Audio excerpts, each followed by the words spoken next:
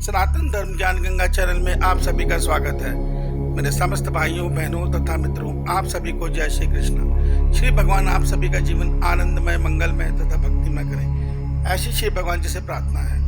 मेरे समस्त भाइयों बहनों तथा मित्रों, सनातन धर्म ज्ञान गंगा चैनल में हम इस समय श्रीमद् भगवत गीता ज्ञान हिंदी सरल रूप में श्री गीता समझने का प्रयास कर रहे हैं। मित्रों, उसी के तहत हमने अध्याय 1 के श्लोक 19 तक कल तक के वीडियो में समझ लिया था। आज हम श्री भगवान जी की कृपा से उससे आगे अध्याय 1 के श्लोक 20 से लेकर 25 तक को समझने का प्रयास करेंगे। मित्रों, हम ये सच जान चुके हैं कि यह जो श्रीमद् भगवत गीता ज्ञान है, यह संजय आंखों देखा हाल अपने दिव्य दृष्टि से आंखों देखा हाल अपने महाराज धृतराष्ट्र को बता रहे हैं, वही हम लोग भी सुन रहे हैं। मित्रों, आज के श्लोक 20 में संजय अपने महाराज धृतराष्ट्र को बता रहे हैं कि शंख को बजाने के बाद अर्जुन ने अपने रथ पर पड़े अपने धनुष बाण को उठाया और भगवान श्री कृष्ण जी से बोले, हे अच्युत, कृपया करके मेरे रथ को दोनों सेनाओं के बीच ले चलिए।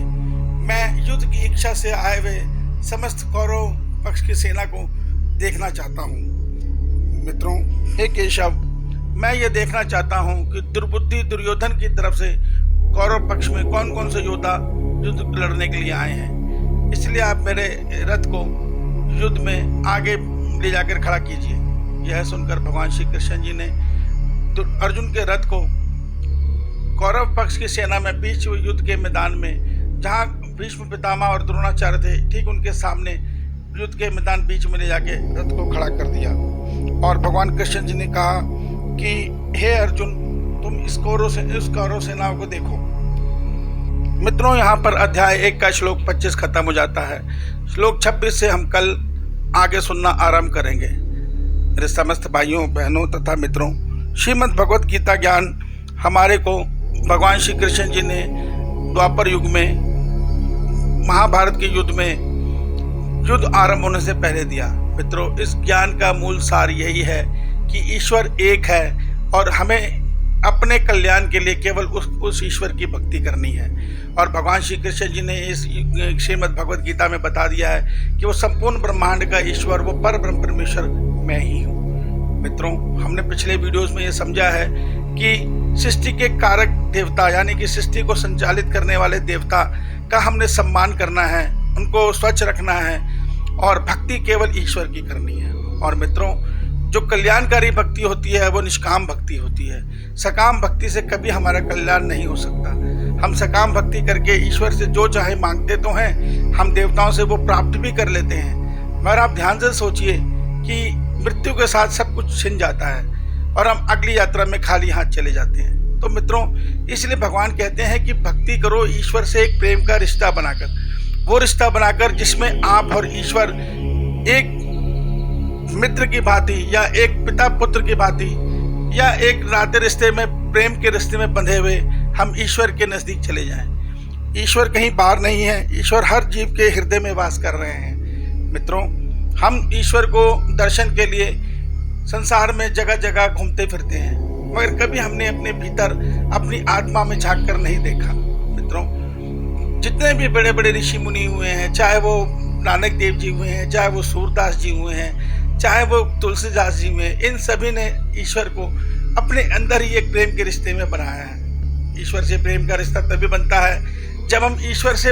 उनसे उनका प्रेम मांगते हैं। जब हम ईश्वर से संसार मांगते हैं तो इसका अर्थ ये होता है कि उनसे ज़्यादा महत्व उनके संसार को दे रहे हैं। मित्रों, जब हम श्रीमद् भगवत गीता के ज्ञान पूरी तरह पढ़ लेंगे तब हमें ये समझ में आएगा कि हम मनुष्यों को, जो आज जातिवाद में बट गए हैं, अनेकों धर्म में बट गए हैं, वास्तव में इस कुदरत का, इस परमात्मा की प्रकृति का एक नियम और एक ही कानून है। उसमें दो मत नहीं है। धर्म भी एक है, सनातन धर्म है। बाकी सब धर्म मनुष्य के द्वारा रचित हैं और मनुष्य का कल्याण केवल और केवल सनातन धर्म में ईश्वर की भक्ति के द्वारा संभव है। मित्रों, मगर हम भीतर की भक्ति में, भीतर के ईश्वर तक तभी पहुंच सकते हैं जब हम उनकी निष्काम भक्ति करेंगे। निष्काम भक्ति में वो ताकत है कि मनुष्य भक्त धीरे धीरे कब अपने मानव शरीर बोध से कब आत्मबोध में आ जाता है। अर्थात आत्मा बोध वो होता है जिसमें हम अपने आप को ब्रह्म रूप में पहचान लेते हैं कि हम ईश्वर के अंश हैं। ये शरीर हमसे अलग है, पृथक है हमसे ये शरीर। मित्रों, यह भाव मनुष्य में आते ही मनुष्य ये सत्य समझ जाता है कि इस सृष्टि में सब कुछ ईश्वर की अंश आत्मा से ही चल रहा है और आत्मा एक रूप है, अनेक रूप नहीं है। यह सब बहुत गूढ़ ज्ञान है जो हम भगवत गीता में आगे समझेंगे। मित्रों, सर्वप्रथम हमें भगवान से एक निष्काम रिश्ता जोड़ना है। निष्काम रिश्ता प्रेम का रिश्ता, अर्थात जीवन में सुख दुख आए मगर मेरे प्रभु से मेरी भक्ति कम ना हो, मेरा प्रेम कम ना हो। जब आप अपने भीतर, अपने हृदय में अपने प्रभु से प्रेम का रिश्ता बना लेंगे, सच मानिए वो ईश्वर आपको कभी अकेला नहीं छोड़ेंगे। हम मृत्यु के वक्त भी हंसते हंसते मृत्यु के साथ हमारा ये शरीर विदा भी हो जाएगा, तब भी हम विचलित नहीं होंगे, क्योंकि वो ईश्वर हमारे साथ खड़े मुस्कुराते हुए हमें कह रहे होंगे कि चिंता मत करो, ये केवल तुम्हारे शरीर को लेने आए हैं, तुम तो अब आगे की यात्रा पे चलो और तुम अगले जन्म में भी मेरी भक्ति ही करोगे और मेरी भक्ति करके एक दिन मुझे अवश्य पालोगे। मित्रों, सच्ची भक्ति में इतनी ताकत है कि सच्चा भक्त अगर चाहता है, निष्काम भक्त, तो आने वाले जब ईश्वर अवतार स्वरूप लेकर आते हैं तो उनका नाते रिश्तेदार बनके, उनका मित्र बनके इस संसार में उनके साथ प्रेम लीला रस का आनंद ले लेता है। मित्रों, इस सत्य को समझो। यहाँ तक पहुँचने के लिए श्रीमद् भगवत गीता को इसलिए पढ़ो कि हमें भगवान का प्रेम कैसे मिलेगा, कैसे वो भगवान हमसे रिझेंगे, उन्होंने क्या क्या इस गीता में बताया है, वो कौन कौन से उपाय हैं जिसके द्वारा हम श्रीमद् भगवत गीता को पढ़कर भगवान के तक पहुँच सकते हैं। मित्रों, अपने कल्याण के लिए मैं फिर आपसे हाथ जोड़ के विनती करता हूँ, ये श्रीमद् भगवत गीता आज कलयुग में पढ़नी बहुत जरूरी है, क्योंकि यही वो मार्ग है जो हमें कल्याण का मार्ग बताता है। मित्रों, इससे आगे हम कल समझेंगे।